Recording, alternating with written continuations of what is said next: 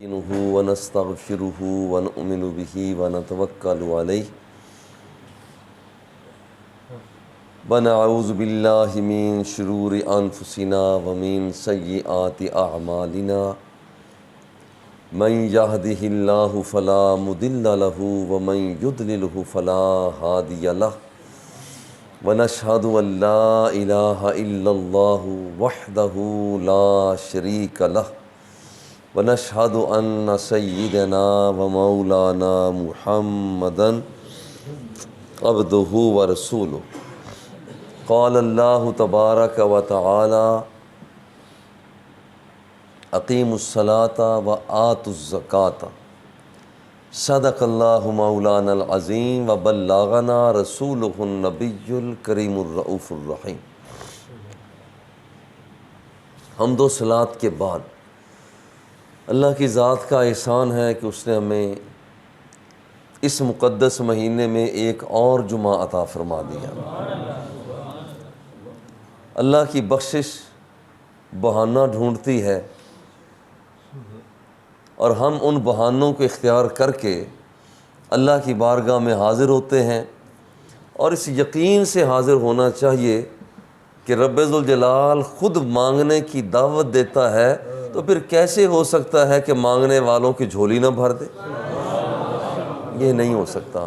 اس یقین کے ساتھ کہ رب ذوالجلال نے گناہوں کو معاف کر دیا، اور آئندہ کوئی شخص، کوئی بھی ہم جیسا گناہ گار عہد کرے کہ یا اللہ آئندہ ہم جو ہو گیا سو ہو گیا، آئندہ ہم ایسا نہ کریں گے، تیرے حکموں کو مانتے رہیں گے۔ ان دنوں میں زکوٰۃ کے مسائل لوگ پوچھتے ہیں، اور ایک لوگوں کا انداز ہے کہ اس مہینے میں زکوٰۃ زیادہ سے زیادہ پیش کرتے ہیں، اور اس مہینے میں زکوٰۃ زیادہ سے زیادہ ادا کرنے کی وجہ یہ بھی ہو سکتی ہے من تقرب فیہ بخصلۃ کان کمن ادی فریضۃ فیما سواہ، جو شخص اس مہینے میں نفل ادا کرتا ہے رب ذوالجلال ان کا درجہ بڑھا کر دوسرے دنوں کے فرضوں کے مطابق کر دیتا ہے۔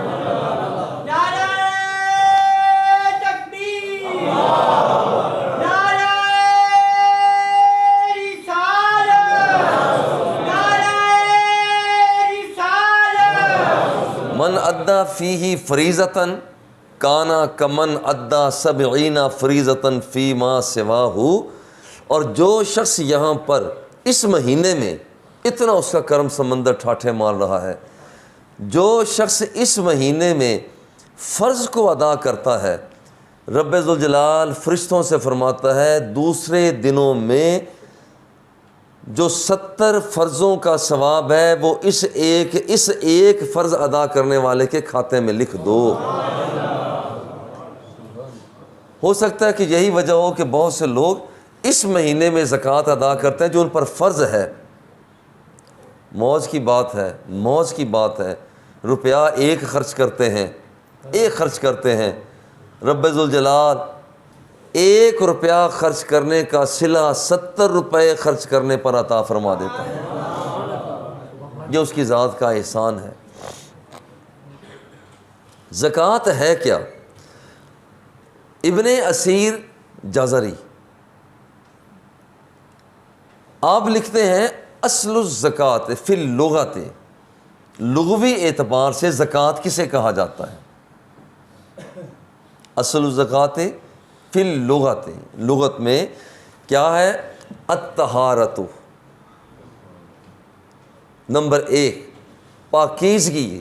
زکوٰۃ کا معنی ہے پاکیزگی، تو پھر زکوٰۃ کو بھی زکوٰۃ اس لیے کہا جاتا ہے کہ جب زکوٰۃ ادا کر دی جاتی ہے تو باقی مال پاک ہو جاتا ہے۔ نمبر 2 النما، نما کے معنی ہے بڑھنا۔ ایک آدمی اپنی رقم سے کچھ رقم نکال دیتا ہے، ہم جہاں جاتے ہیں دکاندار کے پاس رقم نکالی، چیز لی، رقم کم ہو گئی، ہم بس میں بیٹھے رقم دی, رقم ہماری کم ہو گئی. اس طرح سے کسی کو دیتے ہیں تو رقم کم ہوتی ہے, مگر رب ذوالجلال سرکار دو سرا ضمانت دیتے ہیں زکوٰۃ تو دے دے, تیری رقم کو میں بڑھا دوں گا. انما, رقم بڑھتی ہے. والبرکہ, جب کوئی بندہ زکوٰۃ ادا کر دیتا ہے تو پھر برکت پیدا ہو جاتی. جب بے برکتی ہوتی ہے تو لاکھوں کروڑوں روپیہ بھی کچھ نہیں کرتا. خدا پناہ دے, خدا پناہ دے, لاکھوں کروڑوں روپیہ خرچ ہو جاتا ہے, بیمار ہو گیا, کچھ اور چلے گئے. لیکن جب کوئی شخص زکوٰۃ ادا کرتا ہے, رب ذوالجلال کی بارگاہ میں اس کے تھوڑے سے پیسے, وہ زیادہ لاکھوں کروڑوں والے وہ کام نہیں کر پاتے جو یہ تھوڑے سے پیسے رکھنے والا کام کر لیتا. یہ برکت ہے. اور ایک اور معنی علامہ ابن اسیر جزری لکھتے ہیں, المدح, تعریف, تعریف ہونا. جب کوئی شخص زکوٰۃ ادا کرتا ہے, زکوٰۃ ادا کرتا ہے تو قیامت کے دن, دنیا کے اندر تو اس کی تعریف ہے ہی صحیح, قیامت کے دن رب ذوالجلال ایسے بندوں کی خود تعریف فرما رہا ہوگا.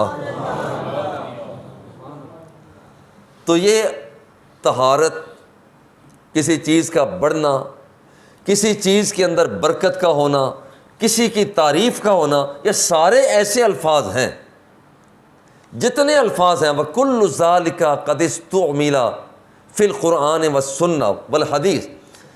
یہ سارے الفاظ ایسے, یہ سارے معنی وہ ہیں جو قرآن و سنت میں پائے جاتے ہیں.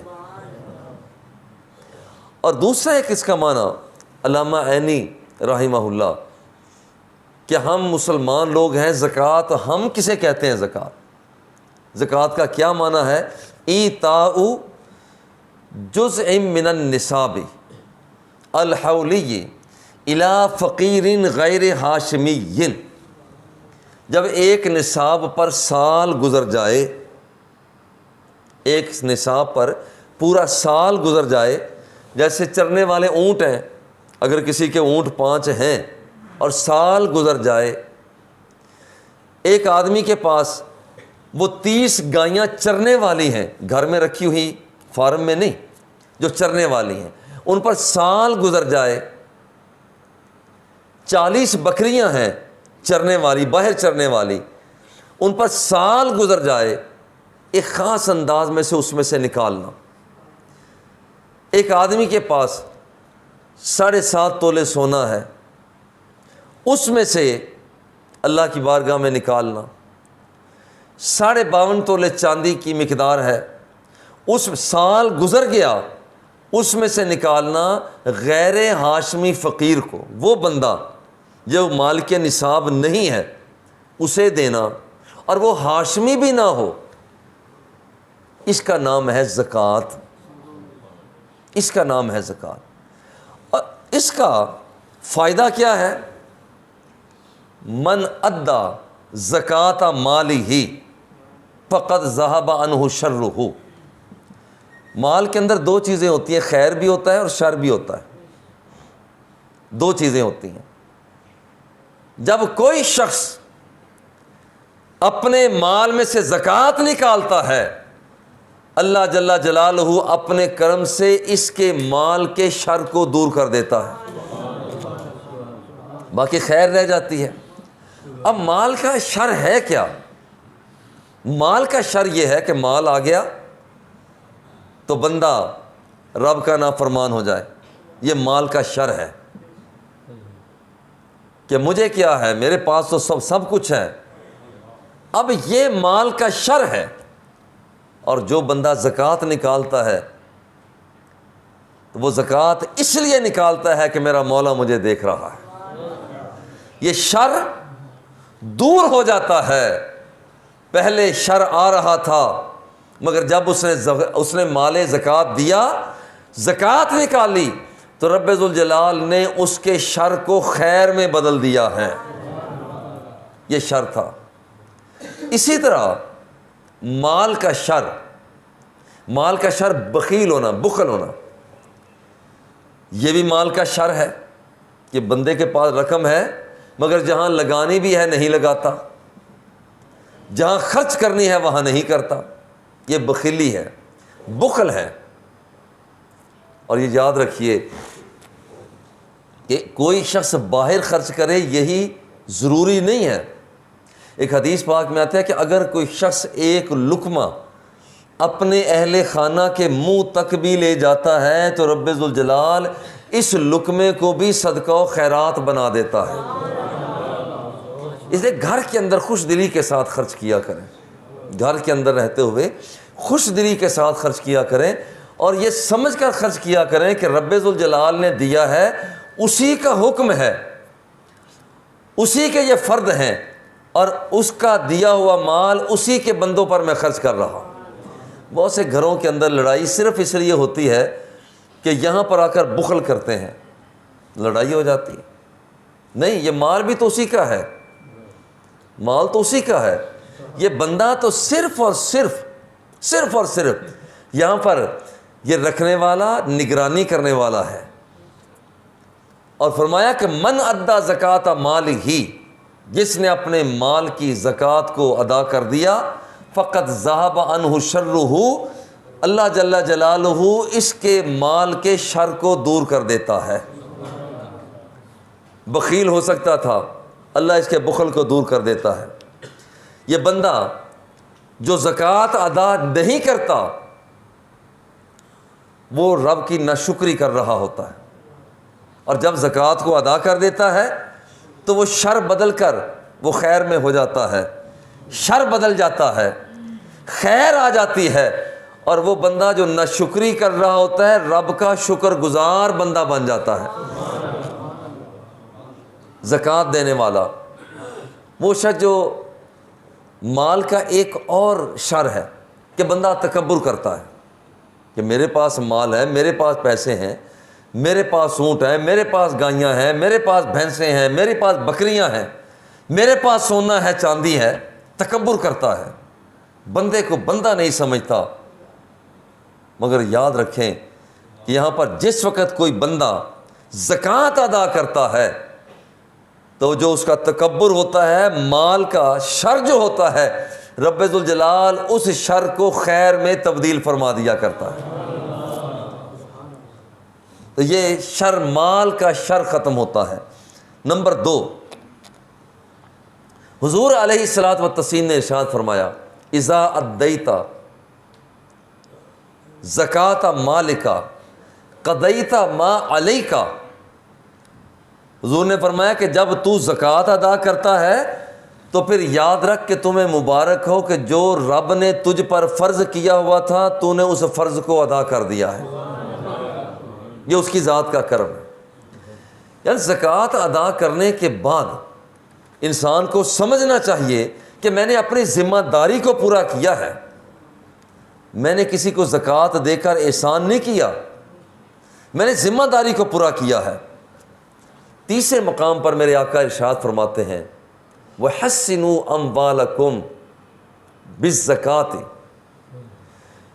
دیکھیں، ہم اپنے مال کی حفاظت کے لیے چوکیدار رکھتے ہیں، مال کی حفاظت کے لیے لوگوں کو پیسے دے کر کے میرے مال کی حفاظت کرنا، مگر یاد رکھنا کہ بہت سے لوگوں کا مال حفاظت کرنے والوں کی موجودگی میں بھی ضائع ہو جاتا ہے۔ چوکیدار باہر کھڑا ہے مگر پیسہ زنا پر خرچ ہو رہا ہے، العیاذ باللہ۔ چوکیدار باہر کھڑا ہے مگر تکبر اور انا کے لیے پیسہ خرچ ہو رہا ہے، یہ پیسہ ضائع ہو رہا ہے۔ حالانکہ چوکیدار باہر کھڑا ہے، اس کے باوجود پیسہ ضائع ہو رہا ہے۔ حضور فرماتے ہیں، حسنوا اموالکم بالزکوٰۃ، اگر تم اپنے مال کو محفوظ کرنا چاہتے ہو تو زکوٰۃ ادا کیا کرو۔ جب کوئی شخص زکوٰۃ کو ادا کرتا ہے تو رب ذوالجلال اس کے مال کو محفوظ کر دیتا ہے، مال اس کا محفوظ ہو جاتا ہے۔ اور حضور علیہ الصلوۃ والتسلیم نے ارشاد فرمایا، ان تمام اسلامکم، ان تؤدوا زکات اموالکم، اگر کسی کی دیکھنا چاہتے ہو نشانی کیا ہے، کچھ نشانیاں ہوتی ہیں کہ بھئی کیا نشانی ہے. جیسے ہم حج کے لیے جاتے ہیں، عمرہ شریف کے لیے جاتے ہیں، تو پاکستانیوں کی الگ نشانی ہوتی ہے، مصریوں کی الگ نشانی ہوتی ہے، بعض نے ٹوپی رکھی ہوتی ہے ان کی الگ نشانی ہوتی ہے، انڈونیشیا والوں کی الگ نشانی ہوتی ہے. اگر مجموعی طور پر دیکھنا ہو کہ یہ بندہ اللہ والا ہے یا نہیں ہے تو اس کی نشانی کیا ہے؟ میرے آقا فرماتے ہیں کہ یاد رکھنا، ان تمام اسلامکم ان تؤدوا زکات اموالکم.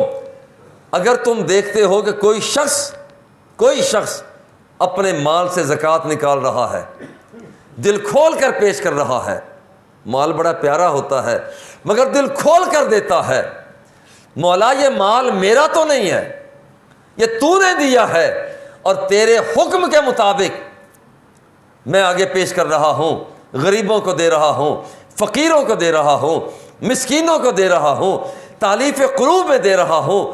مولا یہاں پر جو غارمین ہے، مولا جو مقروض ہیں، میں انہیں دے رہا ہوں. مولا تیرے حکم کے مطابق تیرا میں دیا ہوا مال آگے دے رہا ہوں. تو پھر ادھر سے اعلان ہوتا ہے کہ اگر کسی پکے مسلمان کو دیکھنا ہے تو میرے اس بندے کو دیکھنا.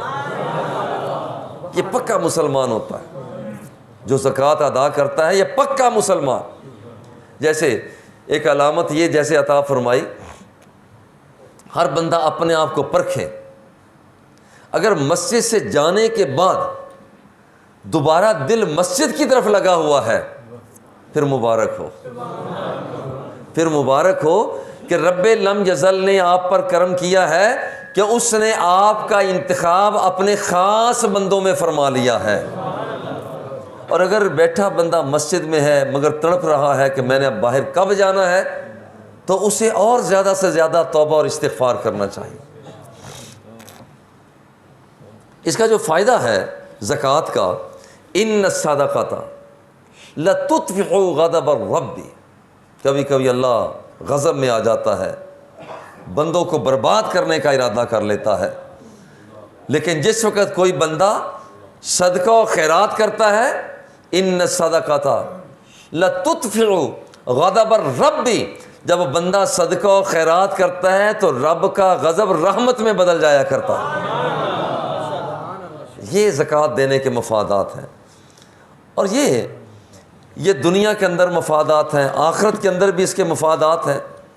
دیکھیے نقصان اس کا یہ ہے، اگر کوئی بندہ زکوٰۃ ادا نہیں کرتا، قیامت کے دن اللہ رب العزت قیامت کے دن اسی مال کو داغے گا، اسی مال کو گرم کرے گا. سونا ہے گرم کیا جا رہا ہے، چاندی ہے گرم کی جا رہی ہے، جو اس کا مال اموال ہے وہ گرم کر دیا جائے گا. اور جس نے زکوٰۃ ادا نہ کی ہوگی اس کے مال کو گرم کر کے اس کی پیشانی پر، اس کے پہلو پر، اس کے سینے پر، اس کے وجود کو داغ دیا جائے گا اور کہا جائے گا یہ وہ مال ہے جسے تو بچا بچا کے رکھا کرتا تھا. جس مال کی وہ زکوٰۃ نہیں دیتا، جس مال کی وہ زکوٰۃ نہیں دیتا، قیامت کے دن اللہ جل جلالہ اس کا وہ مال جو بکریوں کی صورت میں، گائیوں بھینسوں کی صورت میں، اونٹوں کی صورت میں اس نے زکوٰۃ نہیں دی، رب ذوالجلال قیامت کے دن انہی چیزوں کو یہ جو چیزیں ہوں گی انہی چیزوں کو حکم دے گا کہ اس بندے کو نیچے لٹا دیا جائے گا. اس بندے کو نیچے لٹانے کے بعد ان چیزوں کو حکم دیا جائے گا کہ اس آدمی کے اوپر سے گزرو، اس آدمی کے اوپر سے گزرو، اور وہ چیزیں اس کے اوپر سے گزر کر آگے جا رہی ہوں. یہ وہ مال ہے جسے تو بچا بچا کے رکھتا تھا.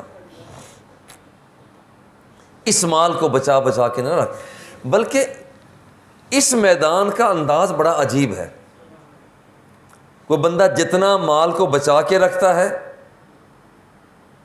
اتنا بڑا وہ چوکیدار بنتا چلا جاتا ہے. 1,00,000 روپے بچائے یہ چھوٹے درجے کا چوکیدار ہے. 2 لاکھ بچت ہے، 2 کروڑ بچت ہے، وہ چوکیدارہ اس کا بڑھتا چلا گیا. اور اگر یہ بندہ اپنے مال میں سے زکوٰۃ نکالتا ہے تو پھر یہ وہ بندہ ہے کہ جو اصل چیز کا مالک ہے. میرے آقا کائنات کے آقا گھر جلوہ فگن ہوئے، ایک بکری کو ذبح کیا گیا تھا. حضور نے فرمایا کہ کچھ گوشت بچا بھی ہے، اور کہ حضور ایک ران بچی ہے، باقی سارا تقسیم کر دیا، باقی نہیں ہے، صرف ران ہے. اب جملہ عطا فرمایا میرے آقا نے، نانا یہ نہ کہو کہ باقی کچھ نہیں بچا، صرف ران بچی ہے. نانا یہ مطلب نہیں ہے، یوں کہو کہ جو تقسیم کر دیے اصل میں بچا وہی ہے، اصل میں بچا وہی ہے.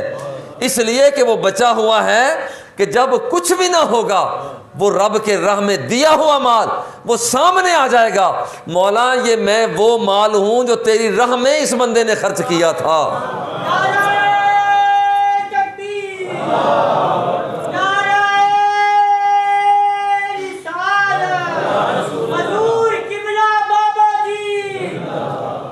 اللہ جل جلالہ جو اس کے مفادات ہیں نا، جو زکوٰۃ کے مفادات ہیں، اس کا ایک فائدہ یہ ہے کہ بندے کے اندر مال کے اندر طہارت پیدا ہو جاتی ہے. اللہ جل جلالہ قرآن مقدس میں ارشاد فرماتا ہے، خذ من اموالہم صدقۃ. اے حبیب صلی اللہ علیہ وسلم آپ ان کے مال سے صدقہ لیجئے. تطہرہم، آپ انہیں پاک فرمائیں. وتزکیہم بہا، اور یہ مال لے کر ان کا تزکیہ فرمائیں.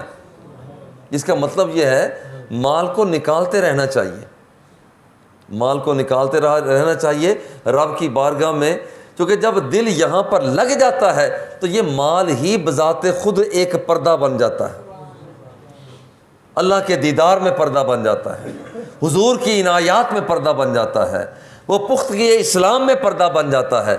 اور جب دل سے مال کی محبت نکلتی ہے تو پھر رب ذوالجلال کا دیدار بھی آشکارا ہو جاتا ہے.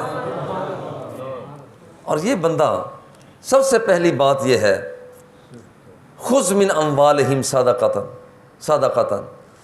یہ صدقہ و خیرات ان کے مال سے لیجئے. تطہرہم وتزکیہم بہا، ان کے مالوں کو پاک کیجئے. جس کا مطلب یہ ہے کہ پاک مال کو پاک کرنے کا طریقہ یہ ہے. اور دوسری بات کہ زکوٰۃ دینے میں حرص کا علاج ہے. حرص کا علاج ہے کہ آدمی کی خواہش ہوتی ہے کہ میں یہ بھی کر لوں، میں یہ بھی کر لوں، میری اتنی کوٹھیاں ہو جائیں، اتنی کاریں ہو جائیں، اتنا مال ہو جائے، اتنا بینک بیلنس ہو جائے، اتنے ین ہو جائیں، اتنا یورو ہو جائے، اتنے ڈالر ہو جائیں. یہ بندے کی ایک فطرت ہے. جب وہ زکوٰۃ نکالتا ہے تو اس کی توجہ اپنے مولا کی طرف ہوتی ہے. جب اس کی توجہ اپنے رب کی طرف ہوتی ہے تو پھر اس کا حرص رب ذوالجلال غنا میں بدل دیا کرتا ہے. یہ میرے بندے اب تو حریص نہیں رہا، تو نے مال میری خاطر خرچ کیا، تو نے میری خاطر مال خرچ کیا ہے. اور وہ خود فرماتا ہے میرے بندے تفرغ لعبادتی املأ صدرک غنن، میری طرف آ، دوسروں کی محبت چھوڑ، میری محبت کو اختیار کر، دوسروں کی اطاعت چھوڑ، میری اطاعت کو اختیار کر. املأ صدرک غنن، میں رب ہو کر وعدہ کرتا ہوں لوگ تو باہر کے امیر ہوتے ہیں، تو میری طرف آ جا، میں رب ہو کر وعدہ کرتا ہوں میں تجھے اندر سے امیر بنا دوں گا. یہ اللہ جل جلالہ کرم فرماتا ہے. اس لیے مال خرچ کرتے ہو خوش دلی کے ساتھ خرچ کیا جائے.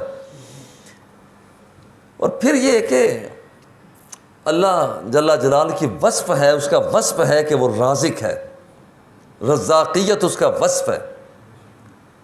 وہ غریبوں کو دیتا ہے، وہ لوگوں کو دیتا ہے. رزاقی، وہ رزاق ہے. تخلقوا باخلاق اللہ، اللہ کا خلق اختیار کرو. اب جب اللہ دیتا ہے تو بندے کو بھی وہ کام کرنا چاہیے. جیسے سادہ سا مطلب یہ ہے اللہ رحیم ہے تو بندے کو دوسروں پر رحم کرنا چاہیے۔ اللہ ستار العیوب ہے، بندے کو بھی دوسروں کے عیب ڈھانپنے چاہیے۔ اللہ غفار الذنوب ہے، بندے کو بھی چاہیے کہ دوسروں کے عیب وہ گناہوں کو معاف کرے۔ بالکل اسی طرح سے اللہ رزاق ہے، روزی دیتا ہے، رزق دیتا ہے۔ تخلقوا باخلاق اللہ، بندو تم وہ کام کرو جو رب کرتا ہے۔ جب رب ذوالجلال رزق دیتا ہے تو تم بھی اپنے مالوں سے زکوٰۃ نکال کر رب ذوالجلال کی صفت کو اختیار کر لو۔ اور پھر یہ ہے، حضور بھی تو عطا فرماتے ہیں، حضور بھی تو عطا فرماتے ہیں۔ انما انا قاسم واللہ یعطی، حضور فرماتا ہے میرا اللہ مجھے دیتا ہے، میں آگے تقسیم کرتا ہوں۔ جب کوئی شخص کسی کو زکوٰۃ دے رہا ہوتا ہے تو اسے یقین کر لینا چاہیے کہ میں وہ کام کر رہا ہوں جو کام میرا اللہ کرتا ہے اور میرا مصطفیٰ کیا کرتا ہے۔ اب یہ کام کرتے ہوئے زکوٰۃ دینے کا جو فائدہ ہے، اور پھر یہ ہے کہ سرمایہ گردش کرتا ہے۔ سرمایہ کا گردش کرنا زکوٰۃ سے ہوتا ہے، اللہ کا شکریہ ادا کرنا یہ زکوٰۃ سے ہوتا ہے، عملی اعتبار سے کمال کو حاصل کرنا یہ زکوٰۃ سے ہوا کرتا ہے۔ اللہ فرماتا ہے کہ یہ الخلق کلہم، سرکار فرماتے ہیں الخلق کلہم عیال اللہ وخیر خلقہ انفعہم لعیالہ، سارے اللہ جل جلالہ کے یہ عیال ہیں، سارے اس کے تہی دامن ہیں، سارے اس کے دامن میں ہیں، اللہ کو ان سے بڑا پیار ہے۔ اور حضور فرماتے ہیں کہ رب کو پیارا وہ لگتا ہے جو اس کی مخلوق کے ساتھ پیار کرتا ہے، جو مخلوق سے پیار کرتا ہے۔ اور یہ گھر سے لیجئے، بچوں سے پیار، بیوی سے پیار، والدین سے پیار، اعزہ اقربا سے پیار، بہنوں سے، بھائیوں سے، اعزہ اقربا سے پیار، نفرتیں دور کی جائیں۔ یہ اس کی ذات کا کرم ہے کہ اس نے یہ سارے کے سارے رشتے اور ناطے عطا فرمائے۔ کتنے لوگ ہیں جو مر رہے ہوتے ہیں کہ ہمارے رشتے نہیں ہیں، ہمارے ناطے نہیں ہیں، ہم کہاں جائیں؟ یہ اللہ کا شکریہ ادا کیا جائے۔ اور پھر یہ ہے ہماری ایک کوتاہی اور کمزوری، یہ ہے ہم پیسے خرچ کر کے سمجھتے ہیں کہ صدقہ و خیرات یہی ہے۔ بھائی یہی صدقہ و خیرات نہیں ہے، مال کے علاوہ بھی کچھ صدقہ و خیرات ہے۔ صرف مال خرچ کرنا یہی صدقہ و خیرات نہیں ہے، اس کے علاوہ کچھ اور بھی ہے، وہ کیا جائے تو رب ذوالجلال اسے بھی صدقہ و خیرات لکھتا ہے۔ تبسمک فی اخیک لک صدقۃ، جب تو اپنے بھائی کے ساتھ مسکرا کر تبادلہ کرتا ہے، مسکراہٹ پیش کرتا ہے، تو رب ذوالجلال تیری اس مسکراہٹ کو بھی صدقہ و خیرات میں شامل فرما دیتا ہے۔ کیا لگا کیا ہے یہاں پر؟ اب تو پیسے بھی نہیں لگے، اب تو رقم بھی خرچ نہیں ہوئی، تیرے ڈالر بھی تیرے پاس رہے، اور تو نے صرف مسکرا کر اپنے بھائی کے ساتھ السلام علیکم کہا ہے۔ رب ذوالجلال کو اتنا پیار آیا کہ تیرے تبسم کو بھی تیرے لیے صدقہ و خیرات بنا کے رکھ دیا۔ تبسمک فی وجہ اخیک لک صدقۃ وامرک بالمعروف ونہیک عن المنکر لک صدقۃ۔ اگر کسی آدمی کو یہ کہہ دیتے ہو بھئی یہ اچھا کام ہے، یہ کام کرو، یہ برا کام ہے اس سے بچ جاؤ، اللہ کو پیار آ جاتا ہے، میرا بندہ میرے بندوں کی رہنمائی کر رہا ہے۔ دو کام اسے، یار یہ کام کر لے، یہ کام اچھا ہے، اللہ فرماتا ہے جا میں نے اسے بھی صدقہ و خیرات بنایا۔ جب کسی کو برائی سے روکتا ہے فرماتا ہے جا میں نے اسے بھی صدقہ و خیرات بنا دیا۔ وَإِرْشَادُكَ لِلرَّجُلِ فِي أَرْضِ الضَّالِ لَكَ صَدَقَةٌ۔ اگر ایک آدمی راستہ بھول گیا ہے، صرف آپ نے اتنا بتایا بھائی یہ سیدھی راہ، یہ ادھر جانا ہے، یہ راستہ سیدھا جاتا ہے. جب کسی کو بتا دیا کہ راستہ ادھر جاتا ہے، بس اتنا کہنا، رب ذوالجلال اس جملے کو بھی تیرے لیے صدقہ و خیرات بنا دیتا ہے. تو صرف مال خرچ کر کے اسے نہ سمجھا جائے کہ مال خرچ کر دیا تو یہ صدقہ و خیرات ہے. تیرا تبسم صدقہ و خیرات ہے. نیکی کا حکم دینا، برائی سے روکنا تیرا صدقہ و خیرات ہے. گم کردہ راہ کو راہ دکھلا دینا یہ صدقہ و خیرات ہے. بَصَرُكَ لِلرَّجُلِ الرَّدِّيِّ الْبَصَرِ لَكَ صَدَقَةٌ. ایک بندہ دیکھ نہیں سکتا، نابینا ہے، اے بندے تو نے اس کی رہنمائی کر دی. اللہ کو پیار آتا ہے، یہ رہنمائی کرنا بھی صدقہ و خیرات میں لکھ دیا جاتا ہے. وَإِمَاتَتُكَ عَنِ الطَّرِيقِ. راستے میں یہاں پر اماتتک الحجر، راستے میں پتھر پڑا ہوا تھا تو نے الگ کر دیا. والشوکۃ، کانٹا پڑا ہوا تھا تو نے الگ کر دیا. راستے میں ہڈی پڑی ہوئی تھی وہ الگ کر دی تاکہ کسی کو لگ نہ جائے. رب کو پیار آتا ہے، تیرے اس عمل کو بھی وہ صدقہ و خیرات میں شامل فرما دیتا ہے. ہمارے پنجابی میں ایک جملہ بولا جاتا ہے، ہینگ لگے نہ پھٹکڑی تے رنگ آوے چوکھا. اب یہاں پر رقم بھی خرچ نہیں ہوئی، تیرا مال بھی محفوظ ہے، اور تو تھوڑا سا تبسم بھی نہیں کر سکتا، وہ امر بالمعروف نہی عن المنکر بھی نہیں کر سکتا، اور بھولے ہوئے بندے کو راستہ بھی نہیں دکھا سکتا. جو شخص دریغ البصر ہے، جو بندہ نابینا ہے، کیا اس کی رہنمائی بھی نہیں کر سکتا؟ وَإِفْرَاغُكَ مِن دَلْوِكَ فِي دَلْوِ أَخِيكَ لَكَ صَدَقَةٌ. جب تو اپنے پانی سے اپنے کسی بھائی کے ڈول کے اندر پانی ڈال دیتا ہے، بھائی یہ میں نے پانی لیا ہے، یہ تو بھی لے لے. رب کو پیار آتا ہے، تیرے اس عمل کو بھی وہ صدقہ و خیرات بنا دیتا ہے.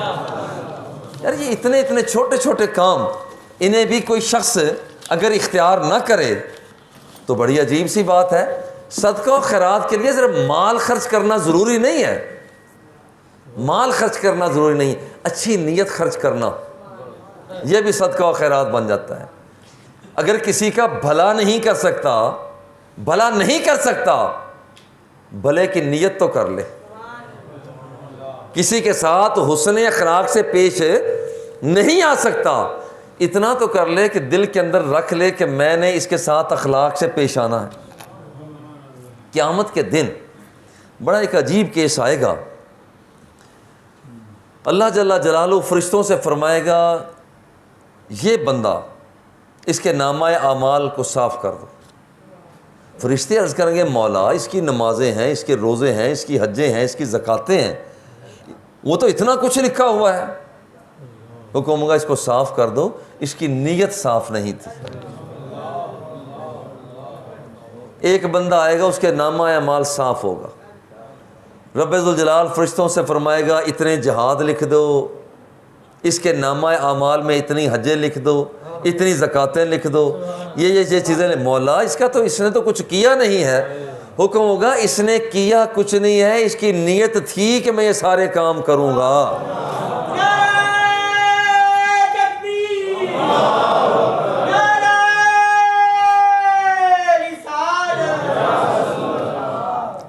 کہ یہاں پر چند مسائل ہیں. اگر کسی آدمی کے پاس صرف ہے ہی سونا تو 7.5 تولے سونا، صرف سونا ہے، چاندی نہیں ہے، روپیہ پیسہ نہیں ہے، تو جس کے پاس 7.5 تولے سونا ہوگا اور اس پر سال بھی پورا گزر چکا ہوگا تو وہ بندہ زکوٰۃ ادا کرے گا. اچھا اگر کسی کے پاس چاندی ہے تو 52.5 تولے چاندی، جو ہمارے اگر گرام کے اعتبار سے دیکھا جائے تو 612.36 گرام، 312.36 گرام، 612.36 گرام. اب یہ وہ ہے کہ یہاں پر یہ چاندی اتنی ہو تو پھر زکوٰۃ نکالے. اچھا اگر کسی کے پاس ملا جلا مال ہے، سونا بھی ہے، 2-3 ماشے سونا ہے، 7.5 تولے تو نہیں بنا، اس کے پاس کچھ چاندی بھی ہے، اس کے پاس کچھ روپیہ پیسہ بھی ہے۔ اب یہ تینوں کو ملائے اور تینوں کو ملا کر یہ دیکھے کہ کیا اس کی مالیت 52.5 تولے چاندی جتنی بن چکی ہے؟ حالانکہ سونا تھوڑا ہے، اس کے بعد چاندی بھی تھوڑی ہے، کچھ روپے بھی ہیں، مگر یہ دیکھے کیا 52.5 تولے چاندی جتنے، کیا اس کی مالیت بن چکی ہے؟ اگر بن چکی ہے اور سال پورا گزر چکا ہے تو اس آدمی پر فرض ہے کہ وہ اپنی زکوٰۃ نکال لے۔ لوگ عموماً یہاں پر غفلت کرتے ہیں، جی میرے پاس تو سونا ہی صرف 7 تولے ہے، 7.5 تولے تو ہے ہی نہیں، میں زکوٰۃ نہیں دوں گا۔ بھائی آپ کے پاس اگرچہ سونا ہے، ساتھ اس کے کچھ چاندی بھی تو ہے، اگر بالفرض چاندی نہیں ہے، روپیہ پیسہ بھی تو ہے۔ اب انہیں اماؤنٹ ملائیے، ملا کر اگر 52.5 تولے چاندی جتنی مالیت بن چکی ہے تو پھر اس میں سے زکوٰۃ ادا کرنا ہو۔ اور یہ وہ ایک اور غفلت جو کی جاتی ہے، لوگ اپنے پلاٹ لیتے ہیں اور پلاٹ کاروبار کے لیے لیتے ہیں، رکھ دیتے ہیں، مگر سمجھتے ہیں کہ یہ کون سا سونا ہے یا چاندی ہے، اس کی زکوٰۃ نہیں نکالتے۔ مگر یاد رکھیے، کاروبار کے لیے لیا گیا پلاٹ جو اس کی موجودہ مالیت ہوگی، سال پر اس پر سال گزر چکا، جو اس کی موجودہ مالیت ہوگی اس پر زکوٰۃ ادا کرنا ہوگی۔ ایک اور غفلت کی جاتی ہے، حج کا مال جمع کیا جاتا ہے اور آدمی سمجھتا ہے کہ یہ میں نے حج کے پیسے ہیں، وہ بھی تو رب کے راستہ میں ہی جا رہے ہیں، تو رب کے راستہ میں جا رہے ہیں، اس کی زکوٰۃ کیا نکالنی؟ نہیں، رب کے راستہ میں جانے ہیں مگر اس کی پہلے زکوٰۃ نکالنا ہوگی۔ حج کے لیے جمع کی ہوئے جو رقم ہے اس کی زکوٰۃ وہ نکالی جائے گی۔ اسی طرح سے ایک اور مسئلہ جو درپیش ہوتا ہے، لوگ کسی کو ادھار دیتے ہیں، اب پوچھتے ہیں جناب جو میں نے 2 لاکھ روپے ادھار دیا ہوا ہے، زکوٰۃ اس نے دینی ہے یا میں نے دینی ہے؟ بھائی صاحب آپ نے جو قرض اسے دیا ہے اور اس قرض ملنے کی بھی امید ہے تو اس کی زکوٰۃ آپ کے ذمہ ہے، جس نے قرض لیا ہے اس کے ذمہ نہیں ہے، یہ زکوٰۃ دینا آپ کے ذمہ ہے۔ باقی جیسے 20 لاکھ کی زکوٰۃ نکالی ہے تو صرف 20 کی نہ نکالیں بلکہ 22 کی نکالیں، یہ 2 لاکھ روپیہ جو آپ نے اسے قرض دیا ہے اصل میں اس کی زکوٰۃ بھی آپ کے ذمہ ہے۔ اور اسی طرح سے انعامی بانڈز ہیں، یہ اپنی جگہ پر اختلاف ہے کہ انعامی بانڈز رکھنا کیسا ہے، بعض جائز کہتے ہیں، بعض ناجائز کہتے ہیں، لیکن جو اس کی مالیت ہے زکوٰۃ اس پر بھی دی جائے گی۔ ایک شخص نے انشورنس کروائی ہوئی ہے، یہ اختلاف اپنی جگہ پر ہے کہ انشورنس کروانا کیسا ہے۔ جیسے میں کہتا ہوں کہ یہاں پر یہ جیسے یہ چونکہ اس کے اندر باقاعدہ طور پر معاہدہ ہوتا ہے، آپ اتنے جمع کروائیں ہم آپ کے اتنے زیادہ کر دیں گے، تو میں سمجھتا ہوں کہ وہ جائز نہیں ہے۔ تاہم جتنی اصل زر آپ نے جمع کروائی ہے، 2 لاکھ سے آپ جمع کروا چکے ہیں اصل زر، تو اس 2 لاکھ روپے کی بھی زکوٰۃ دیں گے۔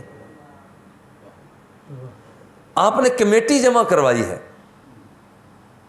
12ویں کمیٹی مثال کے طور پر آپ کی ہے، 11 کمیٹیاں آپ جمع کروا چکے ہیں، اور یہاں پر آپ جب زکوٰۃ نکالتے ہیں تو باقی مال کو جمع کرتے ہیں تو جو 11 کمیٹیاں آپ ادا کر چکے ہیں انہیں بھی زکوٰۃ دیتے ہوئے اماؤنٹ میں جمع کیا جائے۔ دکاندار حضرات پریشان ہوتے ہیں کہ ہم کیسے زکوٰۃ نکالیں، تخمینہ تجزیہ کر لیں کپڑا کتنا پڑا ہوا ہے، برتنوں کی دکان ہے تو برتن کتنے کے ہوں گے وہ ایک طرف لکھ لیجئے، اور پھر اپنے پاس آپ کے پاس جو مال بینک میں ہے، ڈاک خانے میں ہے، انشورنس کی صورت میں ہے، وہاں پر وہ آپ کے پاس مختلف مدات میں یہ پیسہ ہے، تو آپ وہ مال بھی جمع کر لیجئے اور اسے آپ 40 پر تقسیم کر دیں، کیلکولیٹر تو ہے ہی صحیح، 40 پر تقسیم کر دیں، جو جواب آتا ہے یہ اصل میں آپ کے ذمہ ہے جو آپ نے زکوٰۃ کو ادا کرنا۔ تو یہ زکوٰۃ کی ادائی خوش دلی کے ساتھ محبت کے ساتھ، پیار کے ساتھ، کیونکہ یہ اس کا دیا ہوا مال ہے، اس کا دیا ہوا مال ہے۔ اور یہی چیز ہے جو میری جیب میں، آپ کی جیب میں، سارے کا سارا آپ کا اور میرا نہیں ہے۔ یاد رکھیے کہ یہاں پر مالکانہ حقوق ہیں، مگر یہاں اس مال کے اندر کسی اور کا مال بھی ہے۔ اگر کوئی آدمی آپ کے دروازے پہ دستک دیتا ہے تو منہ بسور کر نہ آیا کریں، یہ اس کی ذات کا کرم ہے کہ رب ذوالجلال نے لینے والا آدمی خود بھیج دیا ہے، ورنہ آپ کو تلاش کرنا پڑتا۔ وَأَقِيمُوا الصَّلَاةَ وَآتُوا الزَّكَاةَ، یہاں پر نماز قائم کرو اور زکوٰۃ کو دو۔ دوسرا اس کا مفہوم جو ہے، نظام معیشت کو قائم کرو۔ وہ معیشت وہ عشر کی صورت میں ہو، نصف عشر کی صورت میں ہو، وہ زکوٰۃ کی صورت میں ہو، وہ جو ہے وہ کسی اور صورت میں ہو، اس نظام کو قائم کرو۔ جب بیت المال منظم ہوتا ہے تو پھر ملک منظم ہوتا ہے۔ بیت المال کمزور ہو جائے، ملک کمزور ہو جایا کرتے ہیں۔ یہی وجہ ہے حضور سیدنا ابوبکر صدیق رضی اللہ تعالیٰ عنہ کے دور میں چند لوگوں نے کہا تھا کہ جناب ہم اپنی مرضی کے ساتھ زکوٰۃ دے دیں گے۔ آپ نے فرمایا نہیں، اسے بیت المال میں جمع کروایا جائے گا، ورنہ میں جنگ کے لیے بھی مجھے آمادہ ہونا پڑا، میں جنگ بھی کروں۔ اس کا مطلب یہ ہے کہ زکوٰۃ یہ فرائض میں ہے، ہم کسی پر احسان نہیں کر رہے ہوتے۔ اور جو لوگ اپنے ملازموں کو کام لیتے ہیں اور جو تنخواہ دینا ہوتی ہے اس کی مد میں ہی دے دیتے ہیں، نہیں، یہ زکوٰۃ نہیں ہوتی۔ انہیں تنخواہ الگ ہی دی جائے، اور جو مال آپ زکوٰۃ کے طور پر دے رہے ہیں، اور یہ بتانا ضروری نہیں ہے کہ میں تمہیں زکوٰۃ دے رہا، کسی کو ویسے مال دے دیا، تحفہ دے دیا، عیدی دے دی ہے، یہ سارے کا سارا وہ ہے کہ یہاں پر اس آدمی کی زکوٰۃ ادا ہو جاتی ہے۔ وصلی اللہ تعالی علی حبیبہ و آلہ و اصحابہ اجمعین۔